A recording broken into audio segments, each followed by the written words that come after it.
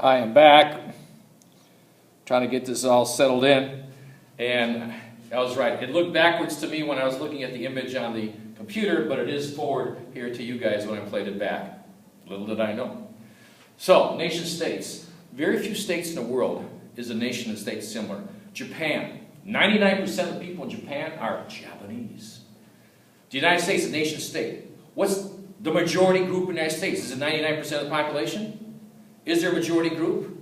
I know you want to say white. Let's be more sophisticated. The largest ethnic group in the United States is German Americans, 55 million. After that, it's Irish, 40 million. And then there's a lot of Hispanics. On the other hand, if you're from Spain, you can't be Hispanic. You have to be white European. So the nation state is a complex term. Germany used to be a nation that wanted to be pure, try to get rid of a lot of people. Today, Germany is still multi-ethnic. Most states in the world are multi-ethnic, very few pure nations. So the nation is something that's rooted in history, language, memory, culture.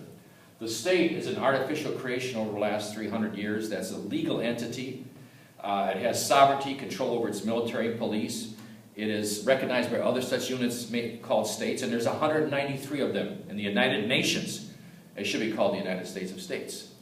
If you don't think this is a big deal, anybody know about the Kurds who live on the borders of Turkey, Iran, Iraq, and Syria? There's 25 million Kurds in the world. They don't have their own state. 4.5 million Norwegians in Norway have their own Norwegian state, which is a pretty good nation state because they don't have a lot of minority groups. So we're dealing with nation states, but really states in this class. And the way we compare these states, we look at bits and pieces of them. When we first look at Britain in detail, we look at the legislative branch, the executive, the judiciary. We look at the economy. We look at identity. How British do they feel? Well, some feel not that British. The Scottish right now are talking about having a referendum on becoming independent in about a year. One of the peers of the British Empire, he's a Sir Sean Connery, who is Scottish, is a member of the Scottish National Party, and he would like Scotland to secede from Great Britain. They've been together now for about 300 years since the Act of Settlement, 1707, between Scotland and Great Britain. So this is still a tricky thing. So we're looking at one country in bits and pieces: legislative, executive, the voting system, and then we'll move to the next country and we'll back compare these bits and pieces. And by the time we get to Germany, you'll be able to compare big swaths of countries as a whole and try to make comparisons. That's what we're going to be doing. Now I'll be back, don't worry, I've gone away. There are limits to what we can do when we compare. We make generalizations. This country's more democratic, this country's less democratic. I like this country's electoral system better. I like the French electoral system, it's cool. I think the French are cool because guess what they do in France? We always think the French aren't so cool. 3 weeks before an election in France, if you take a political poll and a survey and you publish it, you go to jail. Well, what happened with freedom of speech and freedom of the press? Well, in France, they figured the interests of democracy in the short term are more important.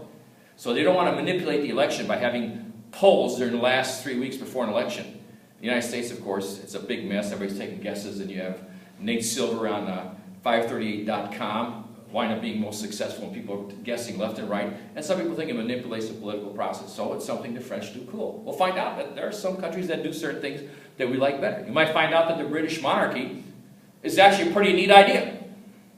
Britain has a queen. That's the head of state. Who's their head of government? The Prime Minister, Mr. Cameron. In the United States, we have a president who does both jobs, head of state and the head of government.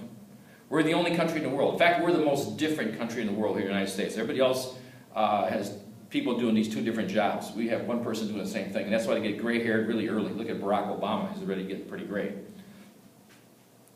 And we'll find out something about the meaning of democracy. One concept I want to introduce to you early, and we're going to keep returning to it, and particularly came from Great Britain. As far as democracy goes, it's the notion of loyal opposition. And I'm going to keep getting back to it.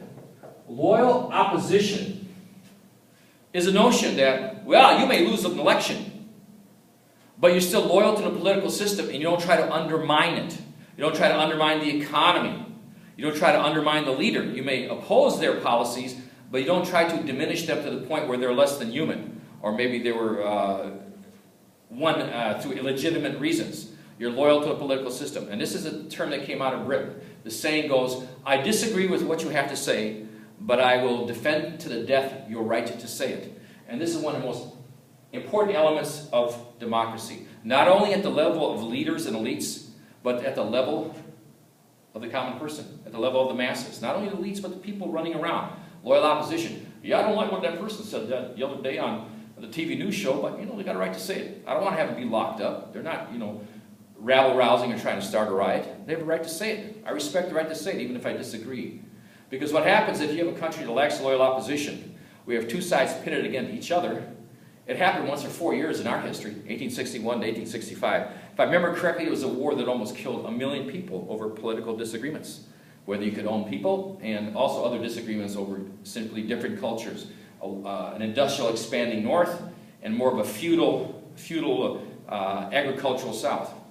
And those differences still exist today, 160 years later, and they're still there in people's minds. My family's from the Balkans, and believe me, people have long memories over historical events. So loyal opposition, I will argue, is a critical dimension of democracy.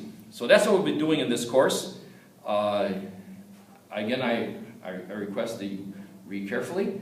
I will present these videos, and along with these videos, some of the models I present on the wall. I will also create PDF files, hard copies that you will also have access to. But I will try to create the models in real time so you can see where the logic comes from. So in a while, I will get back to the first thing I want to talk about.